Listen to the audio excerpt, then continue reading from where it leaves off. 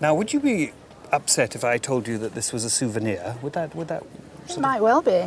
I don't know where it came from. It was just sitting in the bank, really. I don't know where it came from at all. How amazing. Well, originally it came from Rome, and it's the sort of object that would have been brought back by a first-class grand tourist visiting Rome. And it's perfectly obvious that it's a Roman ruin. I mean, there's no, at least an Italian ruin, but what's more significant and points us towards the fact that this is a very grand souvenir is that it's laid out in micromosaic. Have you thought about this technique at all? No, I know nothing about it. No. Well, it's made up of tiny, tiny pieces of glass and some perhaps hard stones too, that are laid into a background minutely and very accurately, and it's a sort of miracle of human craftsmanship. It's tiny, little bits. And it refers back to the mosaics of ancient Rome, the Byzantine mosaics, the Roman mosaics, that such a man would go to visit. And so he might well have brought this back to a member of his family who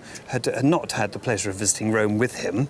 But this is quite a lavish thing. There's quite a lot of plate powder in the surface of it, which prevents us from understanding immediately that this is a rather ravishing gold box. Solid gold. It's marvellous. Is it really? I didn't know it was gold. Yes, absolutely. It's actually a very matte gold, and gold is very malleable material. You can push it around and engrave it and texture it. And this is exactly what's happened here. The two marvellous sort of neoclassical griffins, rather fierce-looking chaps with beards, and it's lined with a very smart band of enamel, which is an echo of the band of enamel on the front. What about date? Any thoughts? Any ideas? I don't know. It was just in... My mother died a few years ago, and it was just in a box in the bank, you know, so I know really nothing about it. What would she have put in it? It's a snuff box, notionally. Oh, right. Yeah. Because it's tiny, isn't it? I mean, it wouldn't fit a cigarette or anything. No, absolutely not. No, snuff it is, and this is a very, very eloquent and beautiful example from about 1820.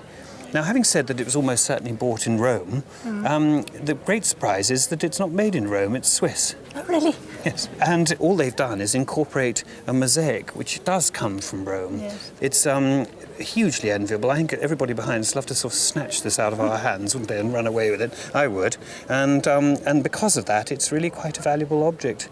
And so, goodness, what shall we say? £15,000. Gracious. Whoa.